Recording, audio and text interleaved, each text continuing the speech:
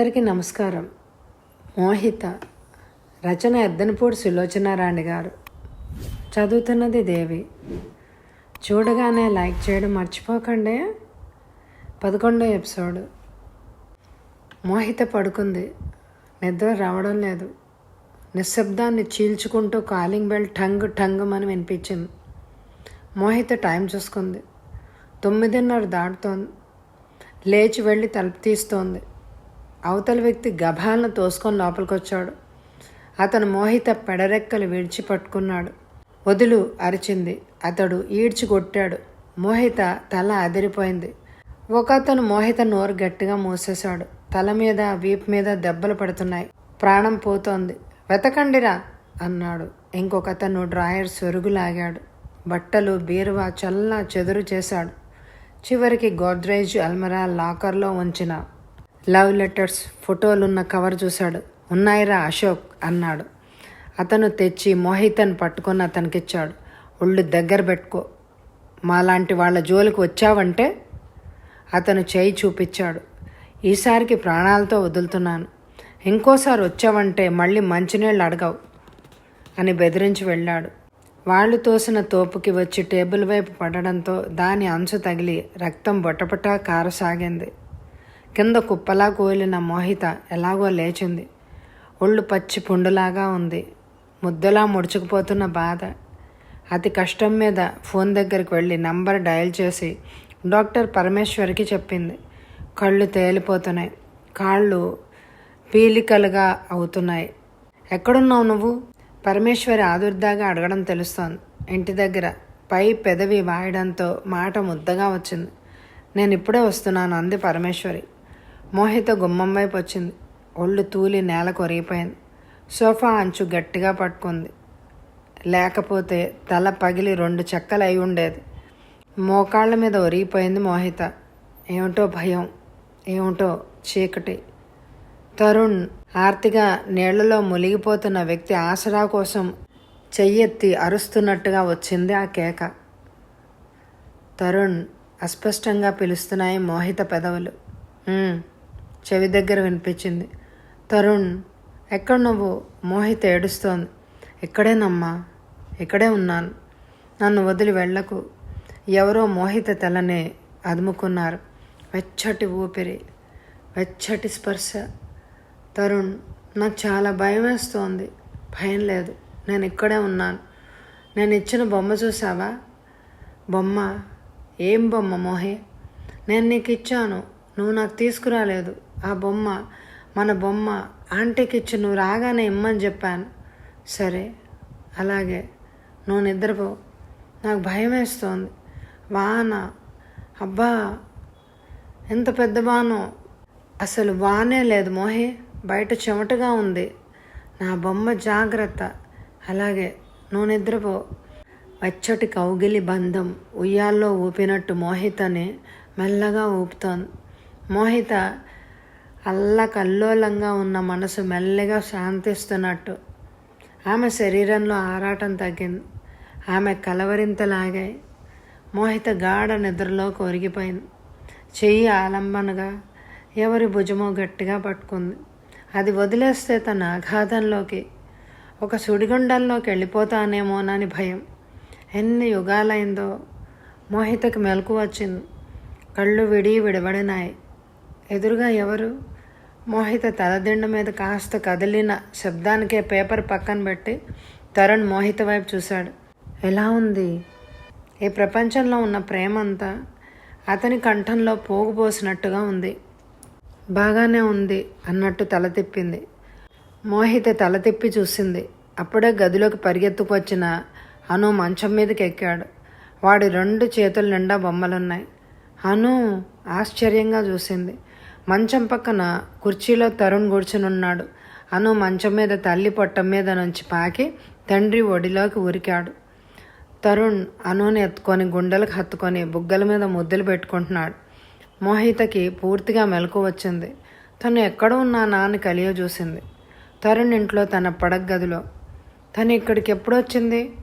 ఇంతలో పరిమళమ్మ గారు లోపలికి వచ్చింది. కళ్ళు తెరిచిన కోడల్ని చూస్తూ వచ్చి మంచం మీద కూర్చుంది.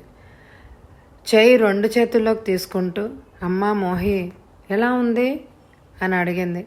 బాగానే ఉంది, నేను ఇక్కడికి ఎలా వచ్చాను అంది. నీరసంలో నుంచి మెల్లగా కెరటంలా వస్తోంది ఆగ్రహం. ఆవిడ కొడుకు వైపు చూసింది. తరుణ్ తనని కాదన్నట్టు కొడుకుతో ఆడుకుంటున్నాడు. రమానందం గారు, విశ్వనాథం గారు వచ్చారు. ఆయన రాగానే పరిమళమ్మ గారు మంచం మీద నుంచి లేచి పక్కకు నిల్చున్నారు. విశ్వనాథం గారు మంచం మీద కూర్చున్నారు. కూతురు చేయి తన చేతిలోకి తీసుకుంటూ, ఎలా ఉంది? 10 రోజుల నుంచి మాకెవ్వరికే నిద్రాహారాలు లేవు. తరుణ్ అయితే మరీను, నీ దగ్గర నుంచి కదలనే లేదు అన్నారు. నాన్న, నన్నెవరు ఇక్కడికి తీసుకొచ్చారు అంది నిష్ఠూరంగా. ఇంకెవరు తీసుకొస్తారమ్మా? ఆ ధైర్యం ఈ ప్రపంచంలో ఇంకెవరికి ఉంటుంది? తరుణ్ తీసుకొచ్చాడు అన్నారు ఆయన. మోహిత మాట్లాడలేదు. లీలగా గుర్తుకొస్తోంది. కాలింగ్ బెల్ కొడితే వెళ్ళి తీసింది. ఎవరో తోసుకొని లోపలికి వచ్చారు. తన చేతుల్ని పెడరెక్కలుగా విరిచి ఇల్లంతా వెతికారు. తను వారించపోతే ఎడాపెడా దెబ్బలు తగిలినాయి. వాళ్ళు వెళ్ళారు. తను ఎవరికో ఫోన్ చేయడానికి విశ్వ ప్రయత్నం చేయడం జరిగింది. తర్వాత ఏమైందో తెలియదు. అదిగో డాక్టర్ రానే వచ్చారు అన్నాడు రమానందం గారు. పరమేశ్వర్ వస్తుంటే తరుణ్ లేచి ఎదురు వెళ్ళాడు. పరమేశ్వరి మోహితని పరీక్ష చేసి చూసి చెప్పింది, ఇక పర్వాలేదు, నువ్వు కాస్త తిరగొచ్చు. టైటింగ్ మాత్రం ఇంకా 4 రోజుల వరకు జాగ్రత్తగా ఉండు. తల మీద కుట్లు 2 మానాయి, కానీ ఆఖరిదే కాస్త పచ్చిగా ఉంది. మోహితను లేపి కూర్చోబెట్టి చేతులు కాళ్ళు కదిపింది. ఓకే, ఏది లే, ఒకసారి లేచినాడు చూద్దాం అంది. బేషుగ్గా నడవగలను. నడవకపోతే ఎలా? మీ ఆఫీస్కి వెళ్ళవా? పనులు చూసుకోవా? ఆవిడ మోహితను లేపి అడుగులు వేయించి తరుణ్ని దగ్గరికి పిలిచి, కనీసం 20 సార్లైనా ఈ గదిలో ఉదయం సాయంత్రం అటు ఇటు తిరగాలి అంది. పరిమళమ్మ గారు డాక్టర్ గారికి కాఫీ తెచ్చిచ్చింది. మీకు 1000 కృతజ్ఞతలు డాక్టర్ గారు. ఈరోజు మీరు ఫోన్ చేయకపోయినట్టయితే మాకు తెలిసేదే కాదు అన్నారు రమానందం గారు. అసలు ఫోన్ వినగానే మతిపోయింది నాకు. ఎలాగో వెళ్ళాను. చూస్తే తను సృహ తప్పి పడి ఉంది. అందుకని వెంటనే తరుణ్కి చేశాను. తరుణ్ ఆ సమయంలో ఇంట్లో ఉండడం కూడా మా అదృష్టం అనుకోండి. ఊరు వెళ్ళడానికి ఎయిర్పోర్ట్కి బయలుదేరుతున్నాడు. ఇంతలో ఈ ఫోన్ వచ్చింది. అందరం వచ్చేసాం అన్నారు ఆయన. నువ్వు వీళ్ళందరినీ ఎంత హడలుగొట్టావో తెలుసా అంది పరమేశ్వరి. పోన్లేమ్మా, ఆ భగవంతుడు చల్లగా చూశాడు అంది పరిమళమ్మ గారు. అను తరుణ్ చేతిలోంచి రమానందం గారి చేతిలోకి ఉరికాడు. నేను వస్తాను మోహి. పరమేశ్వరి లేచింది. తరుణ్తో వాళ్ళు జైల్లో ఉన్నారా అని అడిగింది. అతను ఉన్నారన్నట్టు తలూపాడు. ఎవరు జైల్లో ఉన్నారు అడిగింది మోహిత అర్థం కాక. ఆ రోజు నీ మీద దాడి చేసి ఆ ఉత్తరాలు ఎత్తిపోయిన వాళ్ళు. తరుణ్ కేసు పెడితే నాకు భయం వేసింది. మినిస్టర్ గారి బావమరిది కొడుకు అయ్యే. మొత్తానికి మన తప్పేం లేదు కాబట్టి ఒడ్డున పడ్డాం. అసలు అలాంటి వాళ్ళ దృష్టి మన మీద పడకూడదు అంది పరిమళమ్మ గారు. ఎలాగమ్మా? వృత్తిరీత్యా మేము బయటికి వెళ్ళక తప్పదు. ఎంత జాగ్రత్తగా ఉన్నా ఎవడో కర్మ సరిగ్గా లేకపోతే ఇలాంటివి జరుగుతాయి అంది పరమేశ్వరి. కొద్దిసేపు అయిన తర్వాత పరమేశ్వరి వెళ్ళిపోయింది. రమానందం గారు, విశ్వనాథం గారు రామకృష్ణ మఠంలో లెక్చర్ వినడానికి వెళ్ళారు. పరిమళమ్మ గారు లోపల అన్నుని ఆడిస్తోంది. తరుణ్ మోహిత చెయ్యి అందుకొని మెల్లగా నడిపిస్తున్నాడు. మోహిత అతని చెయ్యి వదిలించుకొని నడవడానికి ప్రయత్నించసాగింది. ఆమె అభిప్రాయం గమనించి అతను చెయ్యి వదిలాడు. మోహిత 2 అడుగులు వేసింది. ఒళ్ళు తూలింది. గోడవైపు పడబోయింది. అతను చప్పును పట్టుకొని ఆపేశాడు. నీకు ఇంకా ఓపిక రాలేదు అన్నాడు. అతని కంఠం ఎంత ప్రేమగా, ఎంత అనునయంగా ఉంది. మోహిత వచ్చి మంచమే కూర్చుంది. తన చేతుల్లోకి దించుకుంటూ, నాకు ఇష్టం ఉండదని తెలిసినా కూడా నన్ను ఇక్కడ తీసుకొచ్చారు మీరంతా అంది. అతను సమాధానం చెప్పలేదు. 1 అడుగు వేసి మంచం దగ్గరగా వచ్చాడు. ఏడుస్తున్న మోహిత తల మీద చెయ్యి ఆనించాడు.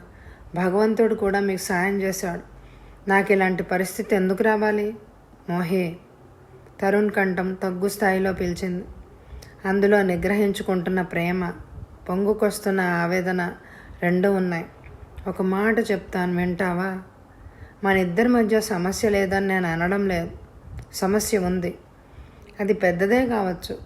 సమస్య తీరే మార్గం మన ఇద్దరం ప్రయత్నించాలే కానీ సమస్యని మరింత పెంచి పెద్ద చేసే అవకాశం ఇవ్వకూడదు. నువ్వు ఇంట్లోంచి ఎందుకు వెళ్ళిపోవాలి చెప్పు? నా జీవితం మీద ఈ ఇంట్లో నీ అధికారం అంత సులభంగా ఎందుకు వదిలేశావు? దానివల్ల నీకు ఈ సమస్య వదలలేదు. పైనుంచి కొన్ని కొత్తవి ఎదురవుతున్నాయి. నీకు నా మీద కోపం వచ్చింది, కానీ ఆ ఆగ్రహం అంతా నీ మీద నువ్వు తీర్చుకుంటున్నావు. ఒక్కసారి ఆలోచిస్తే నీకు అర్థమవుతుంది. మన ప్రేమ పట్ల నీకు నమ్మకం లేదు. ఉండి ఉంటే అన్నూ నేను ద్వేషించవు. నేనేం ద్వేషించలేదు. ఎవరిని ద్వేషించాల్సిన కర్మ నాకేం పట్టలేదు. మోహిత విసురుగా అంది. ఓకే అన్నాడు అతను అంగీకరిస్తున్నట్టుగా. నేను సాయంత్రం ఇక్కడి నుంచి వెళ్ళిపోతాను అంది మోహిత. అతను మంచం పక్కగా కూర్చున్నాడు. అలాంటి పిచ్చి ఆలోచనలు కల్లో కూడా చేయకు. నువ్వు నన్ను ఆపలేవు అంది. ఆపగలను మోహిత మాట్లాడలేదు. అతను ఆమె గడ్డం పట్టుకొని మొహం ఎత్తి తన వైపు తిప్పుకొని కళ్ళలోకి చూస్తూ, ఏ అధికారంతో అనుకుంటున్నావా? మొన్న నీ కలవరింతల్లో నా పట్ల నీకున్న ప్రేమ నాకు ఈ అధికారం ఇస్తోంది మోహి. మన ఇద్దరి అభిప్రాయ భేదం అన్నూ కనిపిస్తే కానీ పోదు. అంతవరకు మనం విడిగానే ఉందాం. ఒకే ఇంట్లో ఉంటూ కూడా మనం విడిగా ఉండొచ్చు. ప్లీజ్, నీ రక్షణ నాకు ముఖ్యం. దానికోసం ఈ బలవంతం. నువ్వు కాదన్నా నేను వినను. ఇదివరకులాగా మోహిని వద్దని బాధపెట్టలేను అని అనుకుంటూ తెలివి తక్కువగా ఉండలేను. నా తెలివి తక్కువ ఆలోచన ప్రతిఫలమే నీకు వచ్చిన ఈ ఆపద. దీనికి అందువల్ల నేను బాధ్యుణ్ణి అని అనుకుంటున్నాను. ఒకవేళ నేను ఈ ఇంట్లో ఉండడం ఇష్టం లేదంటే చెప్పు. నేను ఏదో టూర్ నెపంతో దూరంగా ఉంటాను, ఇంటికి రాను, సరేనా? మన ఇద్దరం తగాద పడినట్టు లోకానికి అంతటికి తెలియాల్సిన అవసరం లేదు మోహి. ఇంతలో ఫోన్ మోగింది. తరుణ్ వెళ్ళి తీశాడు. అతను ఫోన్లో మాట్లాడిన తర్వాత మోహిత దగ్గరికి తిరిగి వస్తూ, నేను బొంబాయి వెళ్ళాలి మోహి, ఒక 10 రోజులకు కానీ తిరిగి రాను అన్నాడు. మోహిత మాట్లాడలేదు. అతని దగ్గరగా వచ్చి మోహిత చేయి పట్టి బలవంతంగా లేవదీశాడు. నేను నడవలేను, నడుము నొప్పిగా ఉంది అంది. నడవగలవు, రా నడు. అతను బలవంతంగా గదిలో అటు ఇటు నడిపించసాగాడు. మోహితకి తగని నీరసంగా ఉంది. తన ఈ అసక్తతకి తనకే సిగ్గేస్తోంది. తన మనసు వశం తప్పి తనని చిత్తుగా మోసం చేస్తోంది. అతని భుజం మీద తలవాల్చితే ఎంతో హాయిగా అనిపించింది. తరుణ్ తన కోసం కాదు అన్న విషయం గుర్తు చేసుకోసాగింది. ఏమైంది తన జీవితం? తన ఇన్స్టిట్యూట్ని ఆదర్శంగా తీర్చిదిద్దాలని, ఎంతమందికో సాయం చేయాలని కలలుగంది. అవి నిజమయ్యే తరుణంలో అనుకోకుండా తరుణ్ తన జీవితంలోకి వచ్చాడు. తరుణ్ని అంత కొద్ది వ్యవధిలో తను ఆ విధంగా ఎలా పెళ్లి చేసుకుందో ఇప్పటికీ తనకి ఆశ్చర్యంగానే ఉంది. అతను తన కోసమే, తను అతని కోసమే అనే నమ్మకం వచ్చేసింది. అతని చిటికెన్ వేలు పట్టుకోగానే తను ఒక అందమైన పూల తోటలోకి వచ్చినట్టు జీవితం మారిపోయింది. ఇక్కడ ఎన్నో అందాలు, సుఖాలు, సరైన తోడు దొరికితే స్త్రీ జీవితం ఎంత బాగుంటుందో తరుణ్ వల్ల తనకి ఆ కొద్ది కాలంలోనే అనుభవమైంది. తను అతని జీవితంలో ఒక అంతర్వాహినిలాగా కలిసిపోయింది. తనకి అనుకోని అండ దొరికింది. తన ఇన్స్టిట్యూట్కి అది 1000 బలం ఇచ్చింది. అంతా బాగానే ఉంది. మళ్ళీ హఠాత్తుగా అదంతా ఒక భ్రమలా మారిపోయింది. దాంపత్య జీవితం పట్ల తన అనురాగం ఒక మాయా మోహిత మిథ్యగా మారిపోయినాయి అనే ఆందోళన కలగసాగింది. తరుణ్ స్పర్శ, అతని ప్రేమ పూరిత వాక్కులు మళ్ళీ తన మనసుని ఒక సువాసనాభరిత పూల బంధంలాగా కమ్మివేస్తున్నాయి. తరుణ్ చెప్తున్నాడు, చూడు, పిచ్చి పిచ్చి ఆలోచనలతో మనసు పాడు చేసుకోకు. నేను తిరిగి వచ్చిన తర్వాత మనం మాట్లాడుకుందాం. అనుతో హాయిగా ఆడుకో. ఆఫీస్కి వెళ్ళవద్దు సుమా. అతను మోహిత గడ్డం పట్టి ఎత్తాడు. Just relax. మోహిత మంచి అమ్మాయి. తరుణ్కి మోహిత అంటే ప్రాణం. తరుణ్ చెప్పినట్టుగా తప్పకుండా వింటుంది. తరుణ్ని బాధ పెట్టదు. అతను ముఖం కొద్దిగా వంచి మోహిత నుదురు మీద ముద్దు పెట్టుకున్నాడు. మోహే, ఐ లవ్ యూ అతను అంటుండగానే హఠాత్తుగా మంచం మీద కూర్చున్నాడు. అతని చేతులు మోహితని చుట్టేశాయి. ఆమెను ఒళ్ళోకి లాక్కున్నాడు. అతని ప్రేమ ఒక సుడి గాలిలాగా ఆమెను చుట్టేసి ఉక్కిరి బిక్కిరి చేస్తున్నట్టుగా అనిపించింది. I love you Tarun. Mohita మనసులో నుంచి భావం ఒక రేఖలాగా దూసుకొచ్చేసింది. తరుణ్ ఆ మాట వినగానే శాంతించాడు. అతడిలో అలజడి లాంటిది తగ్గింది. అతని పరిష్వంగంలో ఆమెకి జీవితానికి నిర్వచనం దొరికింది. తరుణ్ ఇద్దరు వేర్వేరు వ్యక్తులు కాదు, ఇద్దరు ఒకటే శరీరం, ఒకే మనసు. నాది అనే ప్రత్యేకమైన వ్యక్తిత్వం, ఉనికి లేని భావనే అది. మోహితకి సొమ్మసిల్లినట్టుగా ఉంది, ఓడిపోయినట్టుగా ఉంది. ఎంత ఇచ్చే ఈ మనిషి సంపూర్ణంగా తనకి దక్కాలి. ఇంకొకరితో తను పంచుకోలేదు. ఇంకొకరి గురించి తన ఆలోచన నీడ కూడా తను భరించలేదు. అది స్థూలంగా తన గుండెల్ని నిలువునా చీల్చివేస్తోంది. ఇది తరుణ్కి చెప్పినా అర్థం కాదు. మోహిత అనుకి స్నానం చేయించి తలదువ్వి బట్టలేసింది. రామానందం గారు తనే స్వయంగా స్కూల్కి తీసుకెళ్తున్నారు. 12 గంటలకు మళ్ళీ ఆయనే వెళ్ళి తీసుకొస్తారు. నీకు తెలియదమ్మా, ఈ చిన్న పని నాకెంత ఆనందం కలిగిస్తుందో. నువ్వు తరుణ్ నౌకర్లను పెట్టుకోలేరని నేను అనడం లేదు. నేను లేకపోతే అను స్కూల్కి వెళ్ళలేడని కాదు. మా చిన్నప్పుడు తరుణ్ ఇంతవాడుగా ఉన్నప్పుడు జీవితం చాలా సమస్యలమయం. ఓ చెంప బాధ్యతలు, ఆర్థిక ఒత్తిడి, ఇలాంటి చిన్న చిన్న ఆనందాలు నా జీవితంలో నేను ఆనందించలేదు. చాలాసార్లు బాధపడతాను. నేనంత తెలివి తక్కువ వాడిని. నా జీవితంలో నా ఆనందాలు పణం పెట్టి చెల్లెళ్ళకు అంతా చేశాను. ఈరోజు వాళ్ళు నన్ను గుర్తు చేసుకుంటున్నారా? ఇంకా అన్నయ్య ఏదో మర్యాదలు చేయలేదని అలా అనుకోవడం వాళ్ళ తప్పేం కాదమ్మా. అది కూడా నేనే చేశాను. డబ్బుకి ఎంత కష్టంగా ఉన్నా నేను ఒక్కడనే భరించేవాడిని. ఎంతసేపు నెల వచ్చేసరికి ఏ అప్పు ఎలా తీర్చాలా అనేది నా ఆవేదన. మీ అత్తగారిని కూడా నేను సుఖపెట్టలేదమ్మా. పాపం అమాయకురాలు. నేను సుఖమేం పొందుతున్నాను అని నన్ను ఏనాడు నిలదీయలేదు. ఈరోజు మీ నీడలో ఈ పసివాడి ముద్దు ముచ్చట్లు చూస్తుంటే నాకు ఇదే నేను బ్రతుకుతున్న అసలు జీవితం అని అనిపిస్తోంది. మనిషి పుట్టి చచ్చిపోయే లోపల చాలా సంవత్సరాలు బతుకుతాడు. అదంతా జీవితం అనిపించుకోదు. తల్లి తనకి తాను ఒక అపురూపమైన ఆనందం పొందే క్షణాలు వస్తాయి. అదే అసలు బ్రతుకు. మోహే, నువ్వు చిన్నదానివి, నీకు దండం పెట్టకూడదు. నువ్వు మా అందరి జీవితాలకి ఆయువు పట్టు తల్లి. నువ్వు లేకపోతే మా ఇంట్లో మాకెవ్వరికి ఆనందం అనేదే ఉండదు. నువ్వు మొన్న ఈ ఇంటికి దూరంగా వెళ్ళిన రోజున మేము ఎంత తెల్లడిల్లిపోయామో నీకు తెలియదు. ఆయన కళ్ళలోకి రాబోయిన నీళ్లని బలవంతంగా బిగబట్టుకున్నారు. అను, తాతయ్య అని చేతులెత్తాడు. ఆయన ఎత్తుకొని వెళ్ళిపోయారు. మోహిత డైనింగ్ టేబుల్ దగ్గర కుర్చీలో కూర్చుంది. మోహే, ఇడ్లీ వేడిగా ఉంది, పెట్టనా అమ్మ? పరిమళమ్మ గారు అడిగింది.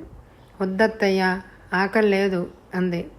వీరి ప్రేమతో, ఈ ఇంటి గౌరవ ప్రతిష్టలతో తన జీవితం ఎంత విడదీయరాని ఆయుధంగా పీటముడి పడిపోయిందో మోహితకు అర్థమవుతోంది. సందర్భం లేకుండా ఆయన మాట్లాడినట్టు అనిపించినా ఇందాక మావయ్య మాట్లాడిన దాంట్లో భయాందోళనలు తనకి తెలుసు. తనకి దెబ్బలు తగిలాయని పరమేశ్వర్ ఫోన్ చేయగానే తరుణ్ వచ్చి ఇంటికి తీసుకొచ్చేశాడు. ఎలాంటి లోపం లేకుండా సపర్యాలు చేశారు. తను బాగానే కోలుకుంది, కానీ ఇదివరకులాగా వంటిట్లోకి వెళ్ళడం లేదు. ఉదయం లేవగానే వెళ్ళి కాఫీ డికాషన్ చేసి తను తాగి అందరికీ ఇవ్వడం లేదు. మంచం మీద కూర్చుండిపోతోంది. పరిమళమ్మ గారు కాఫీ కల్పిస్తే తాగుతోంది. ఆవిడ ఒక్కోసారి మోహిత వచ్చి కలుపుకుంటుందేమోనని కావాలని ఏదో పనిలో ఉన్నట్టు ఊరుకుంది. మోహిత వంటిట్లోకి వెళ్ళదు. అలాగే మంచం మీదనో టేబుల్ దగ్గర కూర్చుంటాను. ఆవిడ వచ్చి కాఫీ ఇస్తే తాగుతోంది. భోజనం కూడా అంతే. రమానందం, పరిమళమ్మ కొడుకు వైపు మూగ దృక్కులు సారించేవారు. తరుణ్కి అర్థమై నిట్టూర్చేవాడు. మోహితని శారీరకంగా బలవంతంగా ఇంటికైతే తీసుకురాగలిగాడు, కానీ ఆమెని ఇంట్లో ఇదివరకటి మనిషిని చేయలేకపోయాడు. మోహిత ఎక్కువ రోజులు ఇంట్లో ఉండదనే విషయం వారికి అర్థమవుతోంది. అందుకే వారికి ఇంట్లో మోహిత ఉన్న ఆనందం అనిపించడం లేదు. వీలైనంతగా మోహిత ఇంట్లో వారి మధ్య ఎలాంటి గొడవలు లేకుండా ఉంటోంది. గదిలోంచి రాదు. ఫోన్ చేయాలన్న అత్తగారిని అడుగుతోంది. నిజమే, కానీ ఆ ఇంటి కోడలుగా కాదు, ఆ ఇంటికి వారు ప్రేమతో తీసుకొచ్చిన ఒక అతిథిలాగా. తరుణ్ కూడా ఇది చాలా బాధగానే ఉంది. గదిలో మంచం మీద నీరసంగా ఏ పుస్తకమో తిరగేస్తూనో లేక శూన్యంలో చూస్తూ ఆలోచిస్తూనో ఉన్న మోహితని చూస్తుంటే అతని మనసు తల్లడిల్లిపోతోంది. భుజాలు పట్టి ఎందుకు ఇలా ఉంటున్నావు అని ఆవేశంగా అడగాలనిపిస్తోంది. కానీ అతనికి ఆ ప్రశ్న అడగడానికే చాలా భయం. ఎందుకంటే తను చేసిన పని క్షణంలో మోహిత దూరంగా ఎక్కడో చిక్కడిపోయినట్టు దృష్టిని తన వైపుకు తిప్పుకుంటోంది. ఆమె కళ్ళల్లో ఒక ప్రశ్న. దీనికి అంతటికీ కారణం ఎవరు? నువ్వు కాదా? ఆ ప్రశ్నకి తన దగ్గర జవాబు లేదు. మోహిత మేల్కొనేటట్టు ఉండే క్షణాలు తనకి అసలు ఈ జన్మలో వస్తాయా అని అనిపిస్తోంది అతనికి. అన్నుని నేనే మర్చిపోయాను అని చెప్పడం అంటే తను బ్రతికుండగా నేను చచ్చిపోయాను అన్నంత అబద్ధం ఆడడం. రాత్రి 10 గంటలైంది. ఫోన్ మోగింది. పరిమళమ్మ గారు లేచి ఫోన్ తీసింది. తరుణ్, నువ్వేనా?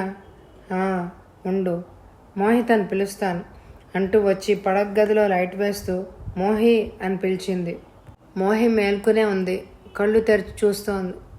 అబ్బాయి నీకు ఫోన్ చేశాడు తీ అని చెప్పి వెళ్ళింది ఆవిడ. వెళ్తూ తలుపు దగ్గరికి లాగి వెళ్ళింది. మోహిత ఫోన్ ఎత్తింది. అవతల పరిమళమ్మ గారు ఫోన్ పెట్టేసిన ధ్వని అయింది. Thank God. ఆవిడ వినాలని వేచి చూడలేదు. ఆ మాత్రం గౌరవం ఉంది చాలు.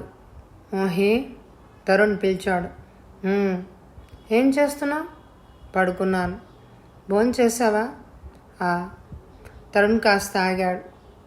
మోహిత కంఠంలో ఎలాంటి భావమూ లేదు. ఈ పూట ఎలా ఉంది అడిగాడు. బాగానే ఉంది. కాస్త ఆగి మళ్ళా అడిగాడు. ఇంట్లో అలా ఒక్కదాని ఉండడం బోరుగా ఉందా? లేదు. ఎందుకు అలా ఉన్నావు? బాగానే ఉన్నాను. లేవు, గట్టిగా అనబోయాడు. ఉన్నాను, దృఢంగా వచ్చింది సమాధానం. ఓకే, అంగీకరించేశాడు. వెంటనే అతను మౌనంగా ఉన్నాడు. మోహిత పెట్టేలేదు, సంభాషణ పెంచనూ లేదు. ఉంటాను మోహి, ఆరోగ్యం జాగ్రత్త. Good night మోహి. ఉంటాను. అతను ఫోన్ పెట్టేశాడు. మోహిత కూడా పెట్టేసింది. అతను ఫోన్ చేసినా మాట్లాడినా తనకేం అనిపించడం లేదు. జస్ట్ అనిపించడం లేదు అంతే. అది తన మనసుని ఆవహించింది. తనేం చేయలేకపోతోంది. మోహిత మనసు చాలా విషాదంగా అనిపించసాగింది. ఒకటి మాత్రం బాగా అర్థమవుతోంది. ఈ ఇంట్లో తను ఇక ఉండలేదు. వీరి ప్రేమ తనకి శాంతినివ్వడం లేదు. అను తల్లిగా, పరిమళమ్మ గారికి కోడలుగా, తరుణ్కి భార్యగా తనకి చాలా అధికారాలు ఉన్నాయి. కానీ అవేవి తనకి తృప్తిగా అనిపించడం లేదు. తన వ్యక్తిత్వం వికసించేందుకు అవి తోడ్పడవు. ఒక బొమ్మకి బట్టలు వేసి షోకేస్లో పెట్టినట్టు తన ఇంట్లో ఉండడం లేదు. మోహితకి తను రాజా కూతురికి పుట్టినరోజు బహుమతిగా ఇచ్చిన బొమ్మ గుర్తుకొచ్చింది. ఆనాటి పోట్లాట కూడా గుర్తుకొచ్చింది. తరుణ్కి యాక్సిడెంట్ అయి రక్తంతో తడిసి ముద్దైపోయిన బొమ్మ కళ్ళెదుట కనిపించింది. ఆ బొమ్మని ఇంట్లో అడుగుపెట్టినప్పుడు చూసినప్పుడే తనకి ఎలాగో అనిపించింది. తర్వాత బొమ్మ మూలంగా అంతా ట్రాజడీ. మోహితకి అపరిమితమైన నీరసం అనిపించింది. తను ఈ ఇంటి నుంచి, తరుణ్ గురించి, ఈ జ్ఞాపకాల నుంచి దూరంగా వెళ్ళిపోవాలి. దూరంగా, సుదూరంగా. తరుణ్కి తన ఉనికి అస్సలు తెలియనంత దూరంగా. మోహితకి బాగా గుర్తొస్తోంది. తరుణ్ ఈ ఇంటికి తీసుకొచ్చినప్పుడు తన మనసులో ఆ బొమ్మను చూడగానే ఏదో కలవరం, ఏదో బాధ, ఏదో భయం. తరుణ్ చెప్పగా తర్వాత తెలిసింది అన్ను వదిలి వెళ్ళిన బొమ్మ అది. ఆ బొమ్మను ఎప్పుడు చూసినా ద్వేషం కలిగేది. చేతులతో ఆ బొమ్మను నాశనం చేస్తున్నట్టు చాలాసార్లు కల వచ్చేది. తను నాశనం చేసి పారవేసి ఇంట్లోకి తిరిగి వస్తే ఎదురుగా అల్మెరాల్లో మళ్ళీ ఆ బొమ్మ చెక్కు చెదరకుండా కనిపించి పిచ్చెక్కిచ్చేది. చాలా భయంకరమైన కళ. ఒకసారి నిద్రలో చెమటలు పోసి ఉక్కిరి బిక్కిరి అవుతుంటే తరుణ్ చేతుల్లోకి తీసుకుని ఏంటి మోహి అంటూ కుదిపి మెలకు తెప్పించేవాడు. తరుణ్కి తన కళ చెప్పాలి అనిపించేది, కానీ సిగ్గుగా అనిపించేది. తరుణ్ ఏమనుకుంటాడు అన్న విషయం తనని బాధిస్తోంది. అది అతనికి అర్థమవుతోంది. మోహిత తన మనసులో బాధ దాచేసుకోవడానికి నిర్ణయించుకుంది. ఉదయం నుంచి వానగా ఉంది. సాయంత్రం 5 గంటలకే చీకట్లు ముసురుకు వచ్చేసింది. ఇళ్లలో వెలిగిన దీపాలు కిటికీలోంచి వానతో కడిగిన తారు రోడ్ల మీద వెలుగు పాముల్లా మెలకలు తిరుగుతున్నాయి. విశ్వనాథం గారి ఇంటి ముందు ఆటో వచ్చి ఆగింది. ఇంత వానలో ఎవరొచ్చారబ్బా అనుకుంటూ కిటికీలోంచి చూసిన ఆయన వచ్చి తలుపు తెరిచారు. ఆటో అతనికి డబ్బు చెల్లించి మోహిత లోపలికి వస్తోంది. మోహితను చూస్తుంటే ఆయన ప్రాణం రెపరెపలాడుతోంది. ఒక్క క్షణం 2 పాదాలు నేల మీద స్థిమితంగా ఆగవన్నంత చురుగ్గా లేడీలాగా తిరుగుతూ ఉండేది. డాడీ బయట నుంచి వస్తూనే పరుగు. ఏదో ఒక వార్త చెప్పాల్సిందే. అమ్మా ఈరోజు ఏం చేశావు? ఓహో గుత్తి వంకాయ కూర, నాకు అస్సలు ఆకలి లేదు అంటూ ఏడిపించేది. అదేంటే మోహి, నీకోసమే చేశాను అని ఆవిడ అంటే ఆవిడ మెడ చుట్టూ చేతులు పెనవేసి, నాకు తెలుసు మమ్మీ, నేను ఉదయం నువ్వు వంకాయలు కోయడం చూశాను, అందుకే ఈరోజు ఫ్రెండ్స్ లంచ్కి రమ్మనమని అన్నా, నేను వెళ్ళలేదు అంటూనే వంటింట్లోకి వెళ్ళి కూర గిన్నె మీద మూత తీసి వాసన చూసి, అబ్బా గుమగుమ, అమ్మ చేతి వంట తినడం నాకు నాన్నకి అదృష్టం అంటూ గబగబా స్నానం చేసి వచ్చేది. నాన్న త్వరగా రావాలి, ఆకలి దంచేస్తోంది అనేది. టేబుల్ దగ్గరికి తను వచ్చి కూర్చుని శాంతి వడ్డిస్తూ ఉంటే అంతలోనే టేబుల్ దగ్గర నుంచి లేచి మెరుపులా పరిగెత్తేది. అమ్మో నా మనీ ప్లాంట్ వానకి తడవాలి అంటూ వానలో పెట్టి వచ్చేది. ఏమైపోయింది ఆ సందడి? శాంతి వెళ్ళిపోయింది. అదృష్టవంతురాలు. తను ఈ వ్యధని అనుభవించడానికి కాబోలు చిరాయు అన్నట్టుగా బ్రతుకున్నాడు. అసలు మోహిత నడకలో ఆ చురుకుదనమే పోయింది. మనిషిలో నిదానం. ఆ నిదానం నిండు గోదావరి లాంటి నిశ్శబ్ద గాంభీర్యం కాదు, ఏదో తెలియని నిస్సత్తువ. మోహితను చూడగానే ఆయన ఎదురు వెళ్ళారు. ఏమ్మా వానలో వచ్చేసావు అన్నారు. ఏం రాకూడదా నాన్న అంది. అదేంటమ్మా అలా వేరుగా అర్థం తీస్తావు? నువ్వు రాకూడదని అంటానా తల్లి? ఇంకా నీరసంగా కనిపిస్తున్నావు, నేనే వచ్చేవాణ్ణి కదా అని. రా లోపలికి, తల తడిసిపోయింది, తుడుచుకో. ఆయన టవలు తెచ్చి అందించారు. మోహిత డైనింగ్ టేబుల్ దగ్గర కూర్చుంది. ఆ ఇంట్లో తండ్రి తప్ప ఎవరూ లేకపోవడంతో తన గది ఎప్పుడు తలుపులు మూసే ఉంటుంది. ఆయన ఏం వంట చేసుకుంటారో, ఏం తింటారో వంటగది తలుపులు తెరిచిన చిహ్నాలే కనిపించవు. మోహితకు ఆ వాన, ఆ నిశ్శబ్దం చాలా భయంకరంగా అనిపించసాగింది. సందులో సజ్జ మీద నుంచి వాన నీళ్లు మల్లె చెట్టులోకి పడుతున్న ధ్వని వినిపిస్తోంది. 4 ఏళ్ల క్రితం ఇదే వాన సాయంత్రం తనకి ఎంతో ఆనందంగా అనిపించేది. ఇప్పుడు ఒంటరిగా దిగులుగా అనిపిస్తోంది. మోహిత వీలైనంత ఈ ఇంటికి రావడానికి తప్పించుకొని తిరుగుతోంది. అమ్మ జ్ఞాపకం కాస్త కదిలితే చాలు కళ్ళల్లోంచి నీళ్లు బొట్టబొట్టా వచ్చేలా చేస్తున్నాయి. ఎలా ఉంటున్నావు నాన్న ఇంట్లో? ఆర్తిగా అడిగింది.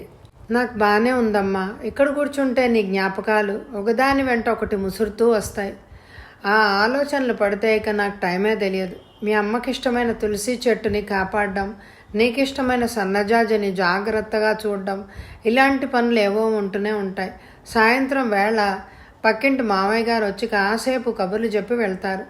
రోజు ఎవరి కోసం ఆగదు కదా మోహి, అది జరుగుతూనే ఉంటుంది. నువ్వు చెప్పు, ఒంట్లో ఎలా ఉంది? అనుని తీసుకురాలేకపోయావా? వాళ్ళ తాతగారి దగ్గర వదిలొచ్చాను. నేను ఈ మధ్య బయటికి వెళ్ళినప్పుడు వాడిని వెంట తీసుకెళ్ళడం లేదు నాన్న అంది. ఆ చెప్పడంలో ఒక విధమైన నిస్తేజం విశ్వనాథం గారు గమనించకపోలేరు. ఆయన నిట్టూడ్చారు. పోన్లే అమ్మా, అది కూడా మంచిదే అన్నారు. నేను కావాలనే చేస్తున్నాను నాన్న.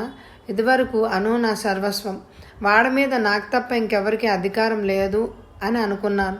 ఆ నమ్మకంతోనే వాడిని తీసిపోయి కేర్ సెంటర్లో పెట్టేశాను. కానీ నాకు ఒకటి అర్థమైంది, అను మీద నాకు పూర్తి అధికారం లేదు నాన్న. అను మీద తరుణ్కి, మామయ్యకి, అత్తయ్యకి కూడా అధికారం ఉంది. వారి అధికారాన్ని కొల్లగొట్టే అర్హత నాకు లేదనిపించింది. అను వాళ్ళ దగ్గర బాగా అలవాటు పడ్డమే మంచిది. నేనున్నా లేకపోయినా ఇక ఇబ్బంది ఉండదు. విశ్వనాథం గారు ఉలికిపాటుగా చూశారు. మోహిత కళ్ళు పరధ్యాసగా ఎక్కడో ఆలోచిస్తున్నట్టుగా ఉన్నాయి. నేను ఒక విషయం చెప్పి వెళ్ళడానికి వచ్చాను నాన్న అంది. ఏంటమ్మా? ఆయన భయంగా అడిగారు. ఈ ముద్దుల తల్లి కళ్ళలో మళ్ళీ ఆ చిరునవ్వు, చిలిపితనం మళ్ళీ తను చూడగలడా? ఆ ప్రకరణం శాశ్వతంగా ముగిసినట్టేనా? నాన్న, నేను కెనడా వెళ్తున్నాను. కెనడానా? ఆయన కళ్ళు వెడల్పైనాయి. కెనడానా? నువ్వా? ఆయన ఊపిరి తగ్గిపోతున్నట్టే మాటలు అస్పష్టంగా వచ్చినాయి. మోహిత తలూపింది. నీకు తెలుసు కదా, నా ఫ్రెండ్ సుజాత అక్కడ ఉంది. సుజాత అక్కడ నాకు ఉద్యోగం దొరికి నేను స్థిరపడే సాయం అంతా చేస్తోంది. ఆ కాగితాలు అన్నీ వచ్చాయి. నేను త్వరలో వీసాకి వెళ్తున్నాను. మొహే అమ్మా. ఆయన లేచి వచ్చి కూతురు 2 చేతులు పట్టుకున్నారు. తరుణ్కి ఇది తెలుసా? తెలియదు. తరుణ్ నిన్ను వెళ్ళనిస్తాడనే అనుకుంటున్నావా? తరుణ్కు నన్ను ఆపే అధికారం లేదు నాన్న. ఆ కంఠం రోషంతో కస్సుమంది. వచ్చే ఎపిసోడ్లో కథ కొనసాగుతుంది. దయచేసి ఈ ఎపిసోడ్కి ఎక్కువ లైకులు ఇవ్వండి. Thank you very much my dear friends.